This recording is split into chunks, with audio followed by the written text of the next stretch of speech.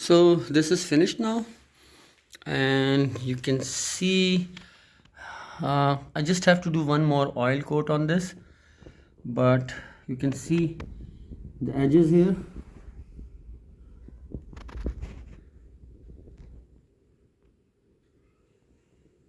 They're very smooth, and the whole surface is very smooth. Let me show you the edges more closely. So